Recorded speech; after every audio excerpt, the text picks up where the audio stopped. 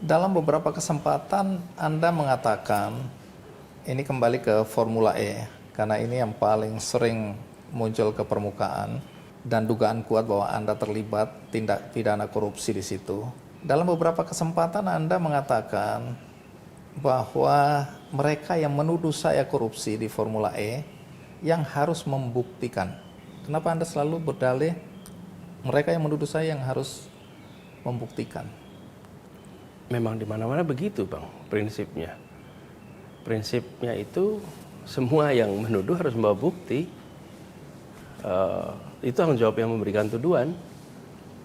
Dan memang itu yang harus dibawa. Kalau tidak, hidup seseorang bisa habis waktunya untuk memberikan penjelasan atas segala macam tuduhan. Yang menuduh bawa bukti. Itu di mana-mana. Karena itu tidak pernah ada di pengadilan yang bawa bukti itu pembela, nggak pernah. Siapa yang harus bawa bukti? Polisi. Yang harus bukti siapa? Jaksa. Disampaikan ke depan hakim. Yang harus membawa bukti, dua alat bukti itu siapa? Ya jaksa. Kemudian yang satu yang disangka, nah dia nanti akan berikan counter. Jadi ini prinsip sederhana. Kalau ada pertanyaan, Mas Anies, Anda korupsi nggak di Formula E? Jawaban Anda apa? Tidak. Tidak korupsi. Anda punya keyakinan bisa membuktikan kelak kalau ada orang yang ingin atau yang membawa bukti-bukti? Tidak ada korupsi sama sekali. Saya tidak melakukan korupsi dan itu bisa dilihat dari semua laporan yang ada. Sekarang katakanlah tidak ada korupsi di Formula E. Anda masih dikejar ini. Orang bilang Anda memboroskan anggaran. Formula E itu dengan biaya yang besar. Saya nggak tahu angka tepatnya karena angka terus berubah-ubah. Ada yang menyebut 2,3 triliun keseluruhan. Dan tidak ada manfaatnya Formula E itu. Indonesia menjadi tuan rumah dari berbagai event internasional. Dan menjadi tuan rumah event internasional itu membawa postur Indonesia di dataran global. Peristiwanya sendiri disaksikan oleh masyarakat global. Penyelenggaraannya membuat penyelenggara kita memiliki pengalaman pengelolaan event global. Nama Jakarta, nama Indonesia muncul dalam event-event global. Nah, selalu dalam event global itu kita harus mengeluarkan biaya dan bisa dibandingkan antara Formula E dengan balapan-balapan yang lain. Silakan disandingkan. Tentu ada biaya masing-masing. Seperti juga penyelenggaraan Asian Games, itu juga ada biayanya. Nah, apa manfaat yang diterima? Manfaat terima itu ada satu yang direct income, revenue. Yang kedua adalah manfaat ekonomi, menggerakkan perekonomian. Nah, kita melihat dari sisi penyelenggaraan, alhamdulillah sudah terlaksana 2 kali nih Formula E ini. Tahun 2022, 2023. Dan kita lihat pemasukan sponsor baik, penonton tinggi, jadi secara direct revenue itu menutup cost.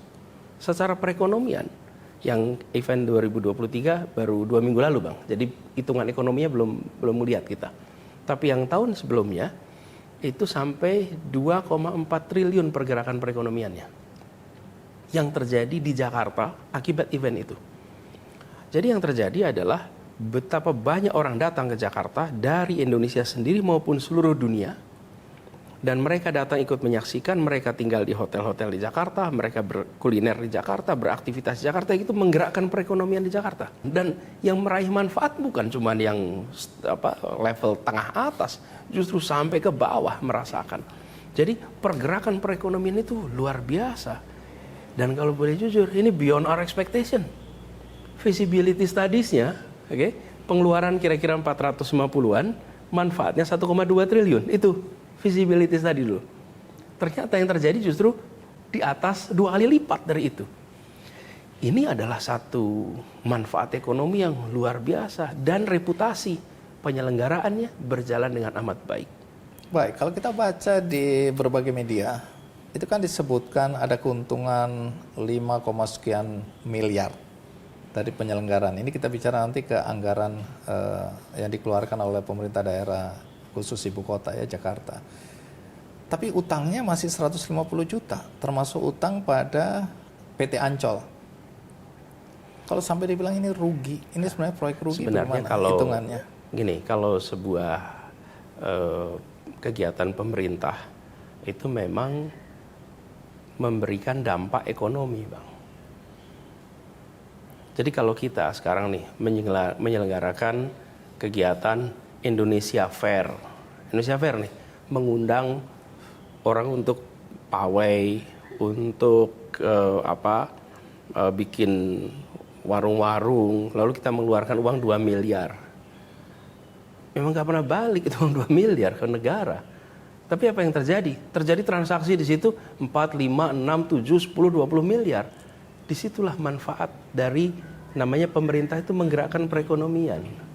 Salah satu alasan Anda ya dalam menyelenggarakan Formula E itu adalah bagaimana mendorong agar masyarakat mulai menggunakan mobil-mobil listrik. Apa itu betul? Jadi kita memilih ini karena mobil listrik adalah masa depan. Kendaraan listrik itu masa depan.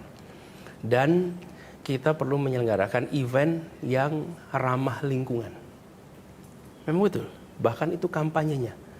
Kami di Jakarta sedang menggalakkan konversi bis umum dari berbasis BBM ke berbasis listrik. Mengkampanyekan lewat bis itu, Bang, itu prosesnya panjang. Tapi ketika mengkampanyekan lewat sebuah balap mobil listrik, cepat sekali langsung. Dan itu yang kemudian menjadi salah satu alasan utama bahwa yuk kita undang sebuah event global dengan membawa pesan Jakarta peduli dan Jakarta ingin ikut menjadi bagian dari menyelesaikan global climate crisis ini. Kenapa saya tanyakan ini? Karena di luar sana, di masyarakat kemudian muncul pertanyaan. Jadi dibenturkan dengan pernyataan terakhir Anda bahwa subsidi mobil listrik oleh pemerintah saat ini tidak tepat sasaran. Sehingga orang bilang bagaimana mungkin Anies Baswedan dulu sebagai gubernur mendorong agar orang menggunakan mobil listrik, tapi sekarang dia membandingkan mobil listrik, emisi karbon, dan Anda jadi bahan tertawaan karena ada yang bilang mobil listrik nggak mengeluarkan emisi karbon, gitu ya. Jadi cara berpikir Anda ini yang ditangkap dan dibenturkan dengan apa yang Anda lakukan. Jadi sebenarnya apa yang ingin Anda sampaikan dengan mengkritisi bahwa kebijakan pemerintah untuk mensubsidi mobil listrik itu tidak tepat sasaran? Kendaraan listrik adalah masa depan. Dan masa depan ini harus kita percepat karena kita punya masalah lingkungan di Jakarta, di Indonesia, kualitas udara. Bagaimana caranya? Dengan memperbanyak orang berpindah dari kendaraan pribadi ke kendaraan umum. Karena itulah kendaraan umum harus diperbesar dan kendaraan umumnya berbasis listrik. Oke. Itulah kita perlu jadikan prioritas dan negara harus memberikan subsidi ke situ. Yang terjadi terkait dengan mobil listrik, kita mendukung program mobil listrik. Bahkan di Jakarta, waktu itu ketika saya bertugas, 1, bea balik nama dihapuskan untuk mobil listrik. Yang kedua, bebas ganjil genap untuk mobil listrik. Ini namanya insentif. Tapi saya tidak menggunakan uang rakyat dari pajak untuk membantu pabrik mobil listrik atau untuk membantu orang calon pembeli mobil listrik. Menurut Anda, calon pembeli ini adalah orang-orang yang tidak layak mendapatkan subsidi, begitu? Kenapa? Mobil listrik ini harganya mahal. Oke. Dan mobil listrik harga mahal ini yang membeli adalah mereka yang sangat mampu. Mereka tidak perlu uang rakyat